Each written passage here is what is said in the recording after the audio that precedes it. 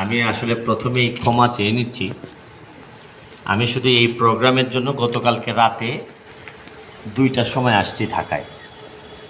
আবার আমার হবিগঞ্জে আজকে 4টার সময় আরেকটা প্রোগ্রাম আমাকে থাকতেই হবে। এই জন্য আমি আবার এখান থেকে প্রোগ্রাম, যেহেতু দুর্নীতির বিষয়ে আমার কাছে মনে হয়েছে যে এটাতে যদি আমি না থাকি তাইলে হয়তো আমার যে কাজকর্ম এটার প্রতি আমার ইন্টেনশন শো হয় না।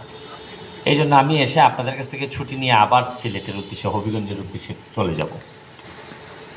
আমি দুর্নীতির বিরুদ্ধে একটি প্রোগ্রাম, আমি কিন্তু বেশিরভাগ মানুষ যারা আমাকে ডেকে এনেছেন, দাওয়াত দিয়েছেন, আমি কাউকে একজনকে চিনি যার কারণে এই প্রোগ্রামে আমি আসছি। এটা হচ্ছে কি দুর্নীতিকে চিনি।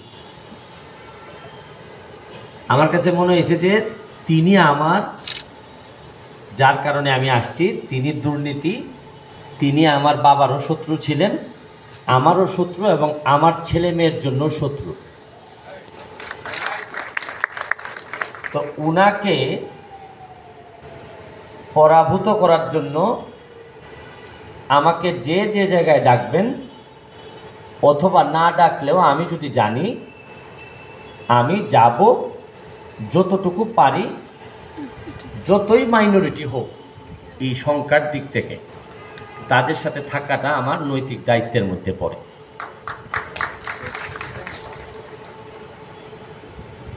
আমি আশা ছেড়েই দিছিলাম। আমার মনে হয়েছিল যে এই নির্বাচনে আমি যখন জিতে আসি এমপি হিসাবে,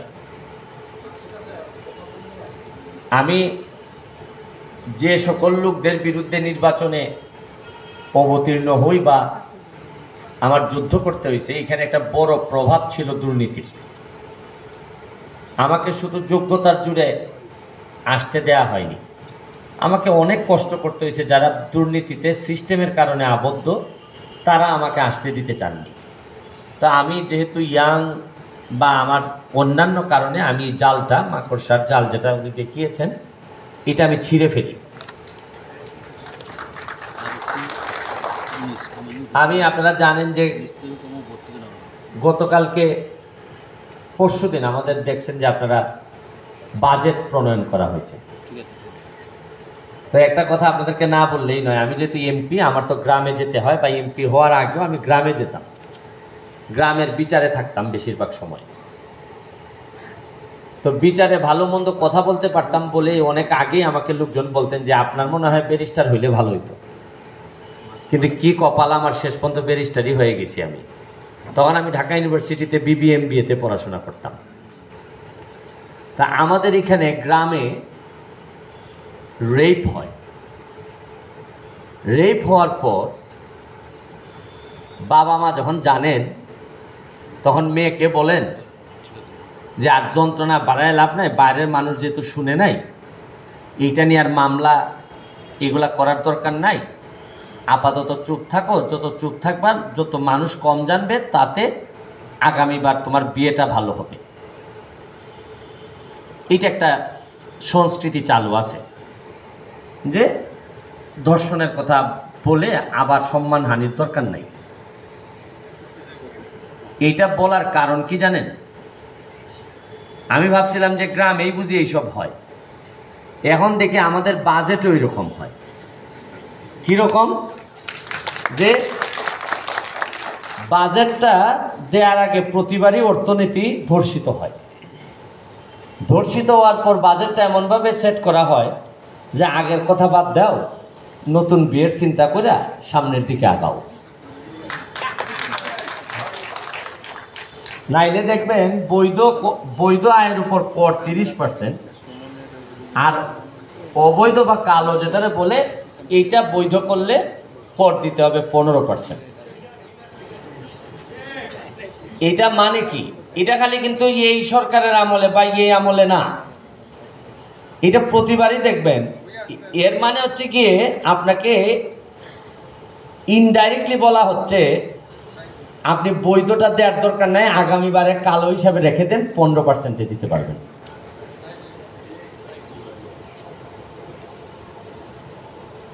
তো এখন এই রকম জায়গায় আমি যখন থাকি, আমার তো সমস্যা হচ্ছে গিয়ে যে আমার ভয়টা একটু কম, আর সবচেয়ে বড় কম যেটা, এটা হচ্ছে হারানোর ভয় কম। হারানোর বিষয়টা আমার মধ্যে নাই। ধরেন কোনো জমি জমা নাই, ঢাকা শহরে কোনো ফ্ল্যাট নাই, আমার কোনো ফ্ল্যাটও নাই।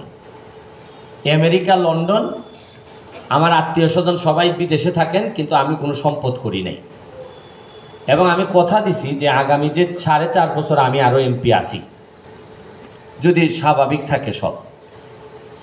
আমি সীতার যেভাবে অগ্নি পরীক্ষা হয়েছিল চরিত্রের, আমি খেয়াল করে দেখলাম যে আমি ব্যারিস্টার হিসাবে বৈধ ইনকাম দিয়েও যদি এখন ফ্ল্যাট কিনি, তাইলে বহু লোক প্রশ্ন তুলবে ওই যে এমপি হওয়ার পর।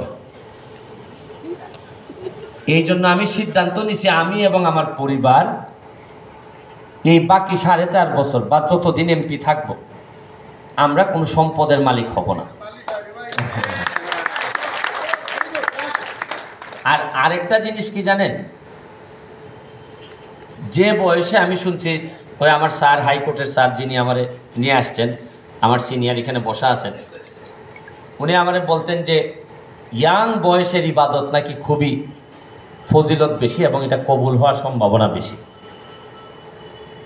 তাই এই ইবাদতের মতোই দেখবেন, দুর্নীতির বিরুদ্ধে কথা বলার জন্য যে বয়সে কথা বললে দুর্নীতির বিরুদ্ধে আমল করা যায়, ওই সময়ে কথা মানুষ কম বলে, বরং যে বয়সে কথা বললে ফজিলত কম, এই বয়সে বেশিরভাগ মানুষ দুর্নীতির বিরুদ্ধে কথা বলে।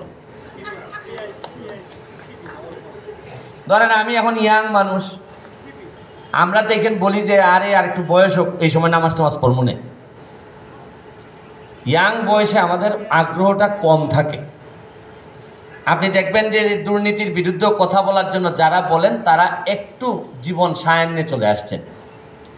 তারা হয়তো কোনো কারণে আগে পারেননি বা পেরে উঠেননি, এমন সময় আসছেন তখন তাদের ধার অত বেশি থাকে না। আর যারা দুর্নীতিবাজ হন, তাদের মিশন, তাদের টার্গেট এত পুঙ্খানুপুঙ্খ থাকে, দেখবেন সিংহ যেভাবে ধাপ করে গিয়ে গলায় কামড় দিয়ে ধরে, ঠিক এইভাবে দুর্নীতিবাজরা আমাদেরকে, যারা আমরা মনে করি দুর্নীতি করি না, তাদেরকে ধরে।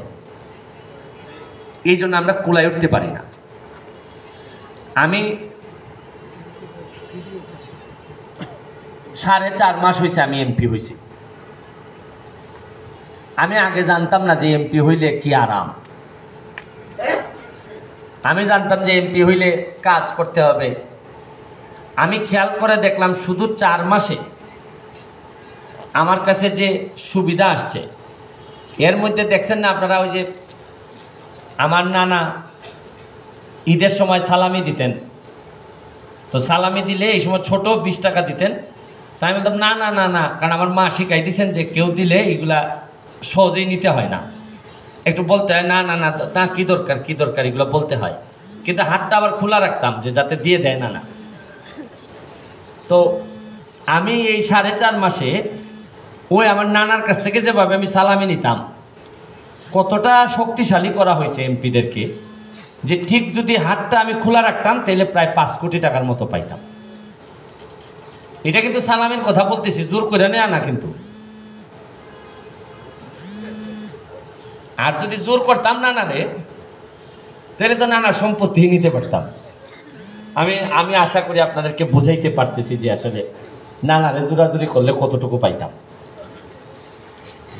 তো আমার এলাকায় যেহেতু আমি নানার কাছ থেকে নেই না সালামি, মাত্র 4.5 মাসেই একটা ব্যাপক ডেভেলপমেন্ট ধরা দিছে। আপনি আমার আর 1 বছর পর যদি আমার এলাকায় যান, হয়তো আপনি এই মাধবপুর সোনারঘাটে যদি যান, অনেকটুকু চিনতে পারবেন না। আমার একটা চ্যালেঞ্জ আছে যে আপনি আমার এলাকায় গেলে কিছুটা সন্দেহ করবেন যে এটা কি আছে, বাংলাদেশি আছে কি না।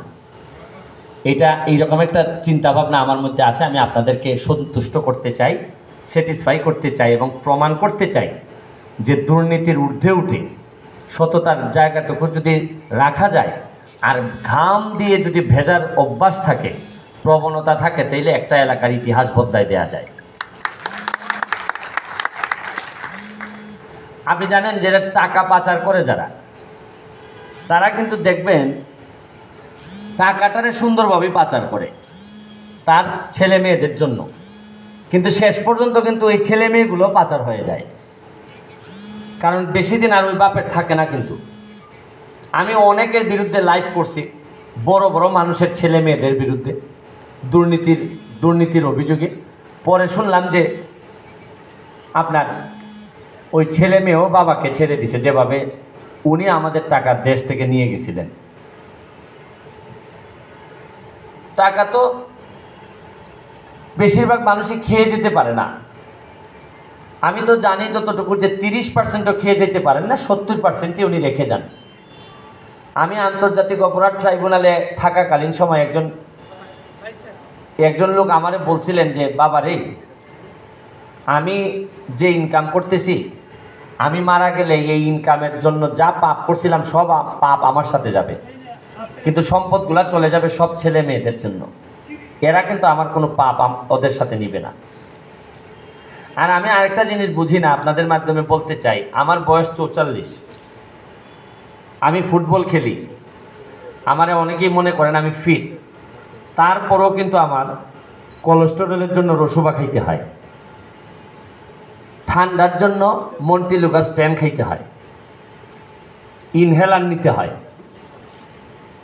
আবার মাঝে মধ্যে দুর্বলতার জন্য সাপ্লিমেন্ট খাইতে হয়। তো এর মানে আমি যদি কোলেস্টেরলের জন্য রসুবা 10 খাই, এর মানে গরুর মাংস আর খাইতে পারতেছি না। আর ঠান্ডার জন্য যেহেতু তেলে এসিতে বেশিক্ষণ থাকতে পারি না, তাহলে আমার মতো বেশিরভাগ মানুষের এই অবস্থা হইলে তা আপনি দেখা যায় যে 40 বছরই তো আপনার মাংস বন্ধ হয়ে যাচ্ছে। ঠান্ডা কন্ট্রোল করতে হচ্ছে আপনার অল্প বয়সেই। আর যা আছে খাবার দাবার বাংলাদেশের, তাতে আপনার অনেক টাকা থাকলেও আপনি বাঁচবেন না। সুতরাং কেন যে ওনারা দুর্নীতি করেন এটা আমার জানা নাই। আমি আপনাদের কাছে দোয়া চাই, আপনাদের জন্য দোয়া করে যাচ্ছি। আমার ভালো লাগতেছে যে ছোট্ট ছোট্ট করে হইল কিছু মানুষ দাঁড়াচ্ছেন যে তারা দুর্নীতির বিরুদ্ধে কথা বলবেন একসাথে। এইটাই সম্ভব বাংলাদেশ থেকে দুর্নীতি দূর করার জন্য। আমি বিশেষ অতিথিবৃন্দ যারা আছেন, জনাব রেজা কিবরিয়া আমাদের কৃষি ইউনিভার্সিটির সাবেক ভাইস চ্যান্সেলর এবং কন্ট্রোলার যিনি আছেন এবং যিনি সভাপতি আছেন, আপনারা যারা আমার বক্তব্য শুনছেন, আপনাদের প্রতি আমার সাথে আছেন অ্যাডভোকেট লিটন আহমেদ, উনি সুপ্রিম কোর্টের আইনজীবী। এখানে আমাদের সেলিম, পটুয়াখালী সদর ইউনিয়নের চেয়ারম্যান, যারা এখানে আসছেন, আমার সামনে যারা আসছেন, তারা অত্যন্ত, আমার কাছে মনে হয়েছে যে এরকম একটা প্রোগ্রামে অ্যাটেন্ড করার জন্য কিছুটা নৈতিক জোর লাগে। আমার সামনে যারা আসছেন, আমার বিশ্বাস যে আপনাদের অনেকের চেয়ে আপনাদের নৈতিক জোর অনেক বেশি। আর আরেকটা কথা আমি অকপটে স্বীকার করতে চাই আমার বক্তব্য শেষ করার আগে, আমি কিন্তু অত যোগ্যতা সম্পন্ন না যে এইরকম একটা প্রোগ্রামে প্রধান অতিথি হওয়ার মতো।